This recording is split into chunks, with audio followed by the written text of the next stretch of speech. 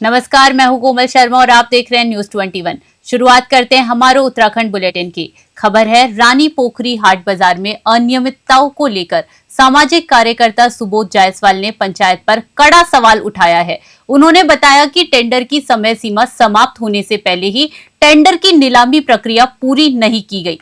Tender form में पंचायत सचिव या पंचायत की मुहर न होने के कारण प्रक्रिया की वैधता पर सवाल उठते हैं। जायसवाल ने यह भी कहा कि स्थानीय छोटे काश्तकारों का हाट में शोषण हो रहा है और कूड़ा निस्तारण की कोई उचित व्यवस्था नहीं है, जिससे कूड़े को इकट्ठा करके जलाना पड़ रहा है। उन्होंने पूरे मामले की शिकायत जिला अधिकारी से की और दोषियों के खिलाफ सख्त कार्यवाही की मांग की। सामाजिक कार्यकर्ता का कहना है कि यदि इस मामले में तत्काल कदम नहीं उठाए गए तो हाट बाजार और स्थानीय किसानों के हितों को गंभीर नुकसान हो सकता है। डोईवाला से आशीष यादव की रिपोर्ट।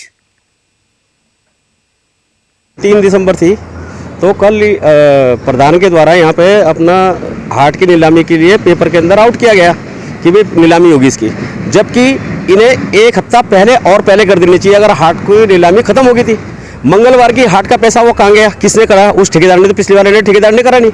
मंगलवार के हाट की जो यहाँ कमाई थी वो पैसा कहाँ गया? पहले सवाल तो उनका ये है। दूसरा ये है कि आपने टेंडर प्रक्रिया अगर की थी, साहब के अधिकारी सारे मौजूद थे, तो आपने जो टेंडर फॉर्म दिया यहाँ पे, ये खाली एक नॉर्मल सा कोई भी आदमी इसे प्रिंट करा सकता है।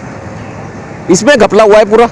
इसमें इनकी मोहर होनी चाहिए थी, प्रधान जी की होती, हमारे सेक्रेटरी साहब की होती, हमारे सेक्रेटरी साहब की होती, हमारे एडीओ पंचायत की होती, सबकी मोहर होती। हमने प्रधान जी से कहा कि आप जो भी शर्तें हैं इसकी, जो भी इसकी नियमावली आपने जो सी 120 प्लस 20 का मतलब कूड़े का और 120 रुपये फड़ का, सफाई के नाम का, या आप सफाई का यहाँ विजिट कर सकते हो कि सफाई की।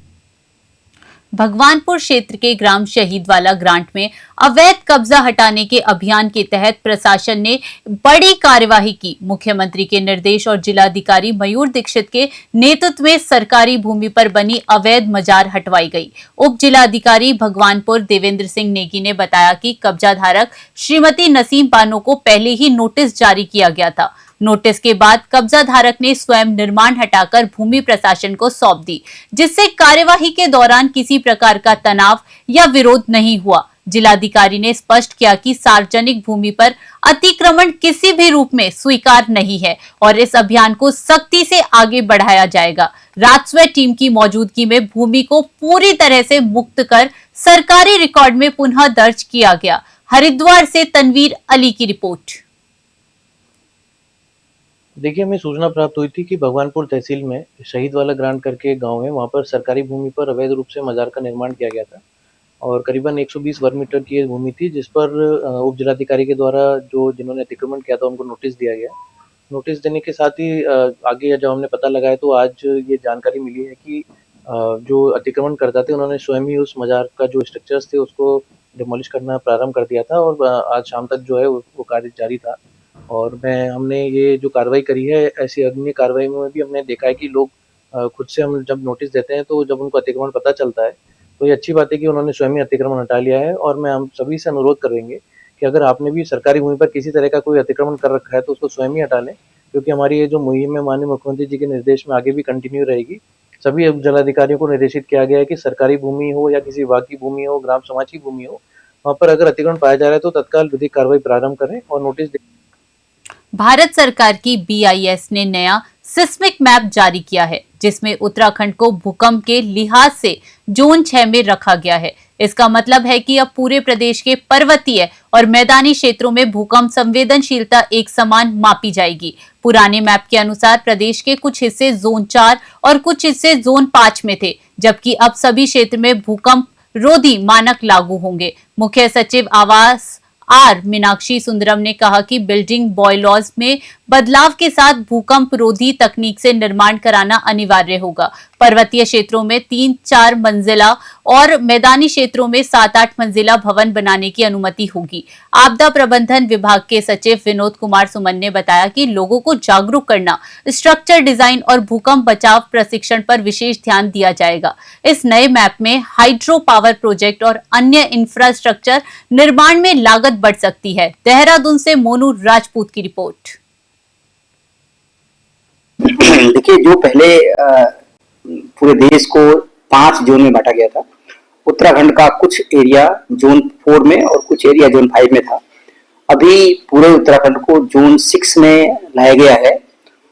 इससे स्पष्ट दृष्टिगत होता है, दृष्टिगोचर होता है कि उत्तराखंड आपदा की दृष्टि से, भूकंप की दृष्टि से बहुत अधिक संवेदनशील बन गया है। तो इसके लिए हमें जो 4-5 कदम उठाने हैं, एक तो अपने बिल्डिंग बायलॉज में परिवर्तन करना है, उसके लिए आवास विभाग और सीबीआई रुड़की करेंगे, हम लोग मिलकर काम करेंगे उसमें। फिर लोगों को प्रशिक्षण और लोगों को भूकंप से बचाव के लिए क्या क्या उपाय करने हैं, कैसे स्ट्रक्चर बनाने हैं, और जो बड़े बड़े डैम होते हैं, बिल्डिंग होते हैं, कॉम्प्लेक्सेस होते हैं, कैसे बनाने हैं, क्या सावधानी बरती जानी है, स्ट्रक्चर डिजाइन कैसे करना है, इन सब चीजों को लेकर काम करना होगा। जितना हम सुरक्षित रख पाएंगे, स्ट्रक्चर बना पाएंगे, जितना जागरूक कर पाएंगे, उतना हम खतरे को टाल पाएंगे। इस दिशा में काम करने की आवश्यकता है। ठीक है। देखिए, जहां तक बिल्डिंग बाइलॉज की बात है, ऑलरेडी हमारा जोन 5 में पार्टली जोन 5 पार्टली जोन 4 में हम लोग थे, और उसके अकॉर्डिंगली हमारे जो बिल्डिंग बाइलॉज है ऑलरेडी कंजर्वेटिव है। और दूसरा, कई बार लोग हाइट ऑफ द बिल्डिंग को रिलेट करते हैं वल्नरेबिलिटी असेसमेंट के साथ, जो कि गलत है। अगर आप वल्नरेबल जोन में हैं, उसका मतलब ये होता है कि आपको भूकंप रोधी तकनीक से आपको बनाना होगा। भूकंप रोधी तकनीक आपका 2 मंजिला बिल्डिंग के लिए भी अवेलेबल है, आपके 100 मंजिला बिल्डिंग के लिए भी अवेलेबल है। और हम तो मैदान में हम लोग 7-8 मंजिला बिल्डिंग हमारे बाइलॉज में अलाउड है, और पर्वतीय क्षेत्रों में आपका 3 या 4 मंजिला बिल्डिंग अलाउड है। उसमें बहुत ज्यादा अंतर नहीं आएगा। बल्कि मैं तो कहूंगा कि जो छोटे बिल्डिंग्स हैं, चूंकि वो मिस्त्री से बनाया जाता है, वो ज्यादा वल्नरेबल होता है हमेशा ही, और जो बड़े बिल्डिंग्स मंगलोर कोतवाली पुलिस ने क्षेत्रीय लोगों के लिए एक विशेष मीटिंग आयोजित कर सीनियर सिटीजन्स की सुरक्षा पर जोर दिया। पुलिस ने अपील की कि अपने घरों में बुजुर्गों को अकेले न छोड़े, और यदि कोई बुजुर्ग अकेला रहता है तो इसकी तुरंत जानकारी कोतवाली पुलिस को दे। मीटिंग में यह भी कहा गया कि बाहर रहने वाले परिजन अपने घर पर अकेले रहने वाले बुजुर्गों की जानकारी किसी भी माध्यम से पुलिस को अवश्य दे। पुलिस ने बुजुर्गों के अधिकारों, उनकी सुरक्षा और अकेले रहने के समय उठाए जाने वाले जरूरी कदमों की जानकारी भी साझा की। इस पहल का उद्देश्य बुजुर्ग नागरिकों की सुरक्षा सुनिश्चित करना और उन्हें किसी भी प्रकार की आपराधिक गतिविधियों से बचाना है। पुलिस अधिकारियों ने क्षेत्रवासियों से सहयोग की अपील की ताकि बुजुर्गों को हर प्रकार की मदद और सुरक्षा मिले। हरिद्वार से तनवीर अली की रिपोर्ट।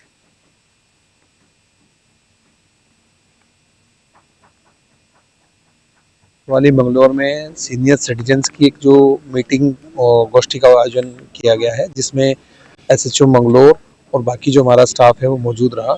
साथ ही साथ एक संवाद गोष्ठी उसमें की गई, जिसमें सीनियर सिटीजन्स को उनके हकों के बारे में बताया गया, जो कानून हमारे जो सीनियर सिटीजन की भलाई के लिए हैं उनके बारे में उनको जागरूक किया गया। साथ ही साथ जो अकेले लोग रह रहे हैं उनको ये बताया गया कि जो अपने आसपास के चेतक के लोग हैं उनके साथ राब्ता रखें, और लगातार अगर किसी भी तरह की कोई समस्या आती है, उनके अगर कोई घरेलू नौकर है इस तरह का जिसके सत्यापन नहीं हुआ है, या कोई और अन्य समस्या आती है, तो सीनियर सिटीजन जो है डायरेक्ट हमसे जो कांटेक्ट कर सकते हैं। और इस संबंध में जो कानून है या जो हमारे उच्च अधिकारीगणों से भी है इस बारे में निर्देश प्राप्त हुए हैं कि सीनियर सिटीजन को लेकर जो एक संवेदनशील अप्रोच है वो पुलिस हमेशा रखे।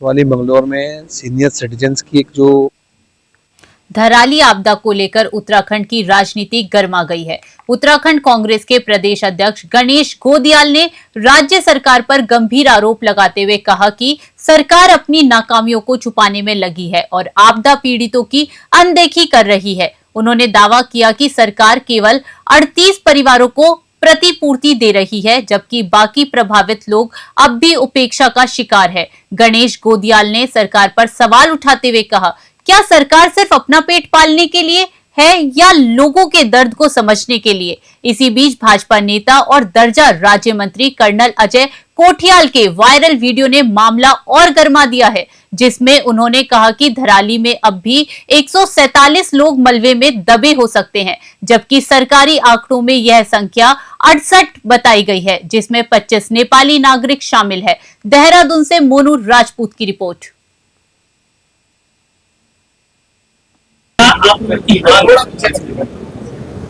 कांग्रेस के द्वारा कांग्रेस का जो प्रतिनिधिमंडल धराली आपदा क्षेत्र में कल गया, पूरे प्रतिनिधि मंडल ने ये महसूस किया कि 4 महीने पहले घटी उस आपदा में थराली और हरसिल की जो स्थिति थी, आज भी उनको उसी जगह पर सरकार ने छोड़ दिया।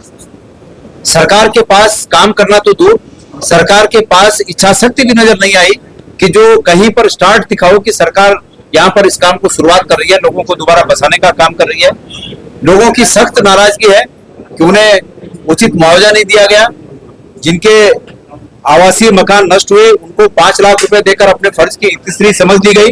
लोग इस बात से नाराज हैं कि जिन भवनों में वो अपना छोटा मोटा कारोबार करते थे, यात्रियों की सुविधा अर्जित करते थे और अपना कारोबार करते थे।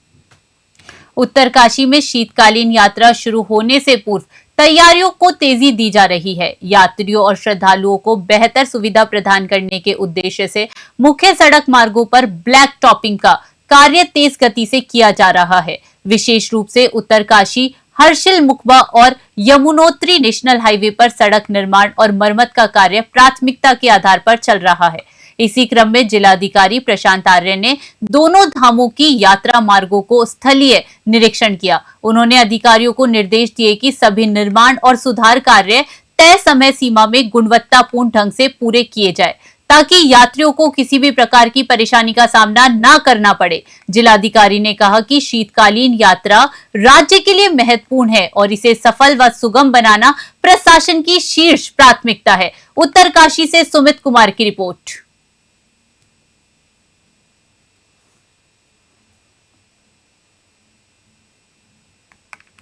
दारुल उलूम देवबंद के प्रमुख मौलाना अरशद मदनी के हालिया बयान ने देश भर में बवाल खड़ा कर दिया।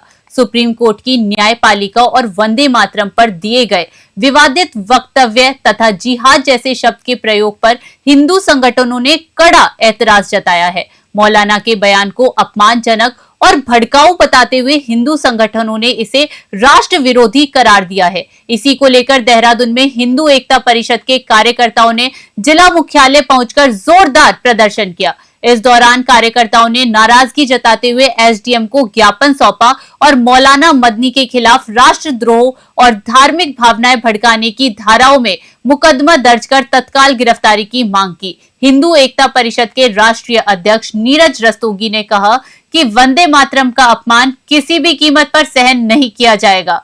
उन्होंने कहा कि देश में रहते हुए देश के खिलाफ जहर उगलना अस्वीकार्य है और कानून को तुरंत कार्यवाही करनी चाहिए। देहरादून से मोनू राजपूत की रिपोर्ट। ये कहना चाहेंगे कि मौलाना मदनी जो इस देश का नमक खाता है, जो इस देश में रहता है, जो दारुल उलम नाम की एक संस्था चला रहा है, वो देश में रहते हुए ऐसे बयान दे रहा है, उसका कहने का मतलब है कि जो हम जिहाद की धमकी हम लोगों को, या जिहाद की धमकी किसको दी गई है? जिहाद की धमकी अपने जाहिर है अपने समाज को तो दी नहीं गई होगी, जिहाद की धमकी सनातनियों को दी गई है। आप इस देश में रहे आप जिहाद की धमकी देके आप हमें क्या कहलाना चाह रहे हैं? आप इस देश को डराना चाह रहे हैं? सनातनी समाज को आप डराना चाह रहे हैं? आप जिस देश की न्यायपालिका जो हमारी सर्वोच्च न्यायपालिका है, उसको आप न्यायपालिका के ऊपर आप उसके बयानों पर उंगली उठा रहे हैं। जो जिस देश का नमक खा रहे हैं, उस देश की न्यायपालिका का आप सम्मान नहीं कर सकते। आप हिंदू समाज को खुली जिहाद की धमकी देते हैं। आप वंदे मातरम, वो वंदे मातरम जिस वंदे मातरम के पीछे लाखों बलिदानियों ने अपने बलिदान दे दिए, जिस गीत को गाते फांसी पर झूल गए, उस वंदे मातरम पर बढ़ते ट्रैफिक के चलते ट्रैफिक पुलिस ने मंगलोर रोडवेज के सामने और कपूर हॉस्पिटल के पास स्थित कट को बंद कर दिया। इस फैसले के बाद मंगलौर और रुड़की के लाखों लोगों को कई किलोमीटर का लंबा रास्ता तय करना पड़ रहा है, जिससे स्थानीय लोगों में भारी नाराजगी देखी जा रही है। इसी मुद्दे को लेकर मंगलौर विधायक काजी निजामुद्दीन ने कट बंद करने का कड़ा विरोध जताया और कहा कि ये निर्णय जनता के लिए असुविधाजनक है और किसी भी हाल में स्वीकार नहीं किया जाएगा। उन्होंने ट्रैफिक सीओ संजय चौहान से मौके पर बात की। इस दौरान ट्रैफिक सीओ ने स्थिति का निरीक्षण कर आश्वासन दिया कि सड़क किसी भी स्थिति में पूरी तरह अवरुद्ध नहीं की जाएगी। साथ ही ट्रैफिक व्यवस्था संभालने के लिए अतिरिक्त पुलिस बल तैनात करने का निर्णय लिया गया है। विधायक ने कहा कि ट्रैफिक समस्या का समाधान जनता की सुविधा को ध्यान में रखकर ही होना चाहिए। हरिद्वार से तनवीर अली की रिपोर्ट।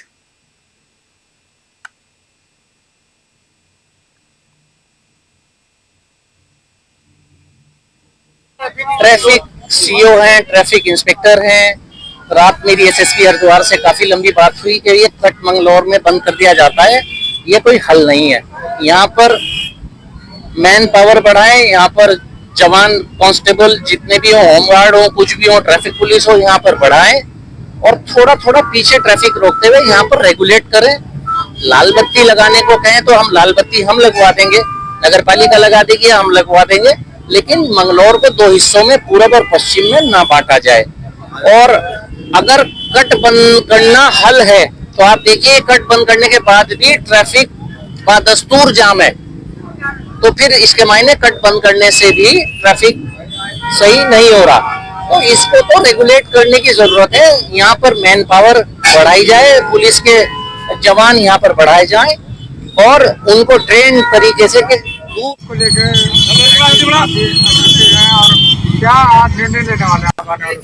नहीं देखिए, माननीय विधायक जी ने हमको बुलाया था आज कि साहब मंगलौर की जरा ट्रैफिक व्यवस्था देखना, तो बस इसलिए आया था। अब आप देख रहे हैं कि शाम का समय है, तो थोड़ा सा मैं आपके चैनल के माध्यम से लोगों से भी अपील करूंगा कि एक तो यातायात के नियमों का पालन करें। हम अपने कर्मचारियों को भी ड्यूटियां बढ़ाएंगे। आप देख रहे हो बड़ा कंजेस्टेड है, अगर आप थोड़ा कैमरा घुमाएं तो देखिए रॉन्ग साइड से भी बहुत सारी गाड़ी आ रही है। तो उसका कारण क्या है कि हम चाहते हैं अपनी सुविधा के हिसाब से कि मेरा घर पास में, कई जगह से निकलता हूँ कट मार कर। उससे क्या होता है, जब हम रूल फॉलो लेकर के जाम लगता है, तो जो व्यवस्था बनी है उसको कहीं ना कहीं हमें और मजबूत करना पड़ेगा। और इसके लिए मैंने भी डीआई साहब से बात करी है, तो हम फोन बुलाएंगे।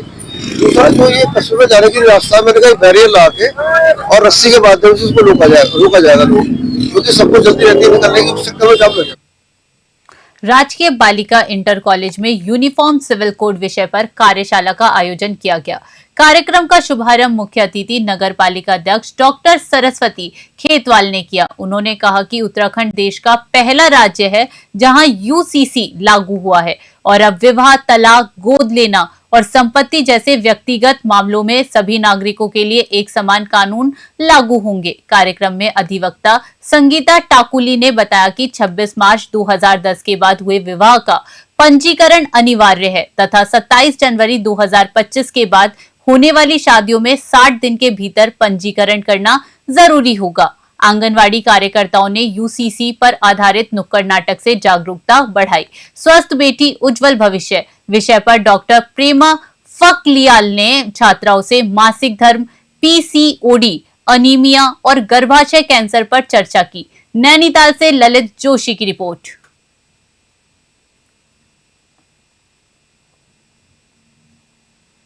सहकारिता विभाग द्वारा वर्ष 2025 को सहकारिता वर्ष के रूप में मनाया जा रहा है। इसी कड़ी में प्रदेश के सभी 13 जिलों में सहकारिता मेलों का आयोजन हो रहा है। शुक्रवार को हरिद्वार के ऋषिकुल मैदान में आयोजित मेला जिले भर के स्वयं सहायता समूह और महिला समूह के उत्पादों का आकर्षण केंद्र बना रहा। कार्यक्रम में पहुंचे प्रदेश के सहकारिता मंत्री धन सिंह रावत के विभिन्न स्टॉल्स का निरीक्षण किया और स्थानीय उत्पादों की सराहना की। उन्होंने कहा कि इन मेलों का मुख्य उद्देश्य समूह के उत्पादों को बड़ा बाजार उपलब्ध कराना और देसी उत्पादों को राष्ट्रीय पहचान दिलाना है। मंत्री ने बताया कि अब तक 10 जिलों में सहकारिता मेलों का आयोजन पूरा हो चुका है, जबकि शेष 3 दिनों में जल्द आयोजन होगा।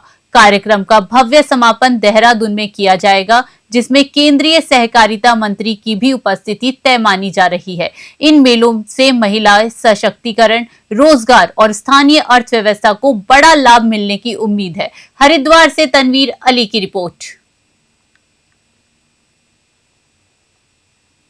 ये विशुद्ध रूप से सहकारिता के क्षेत्र के लोग और उन एसएचजी ग्रुप के लिए है जो कि अपना कुछ काम कर रही है। और आपने देखा होगा कि धीरे धीरे मेलाओं में, चाहे पहले मैंने देखा उत्तरकाशी में पहले 2 दिन बहुत कम लोग आए, लेकिन बाद में वहाँ 20,000 से ज़्यादा लोग उस मेले में आए थे।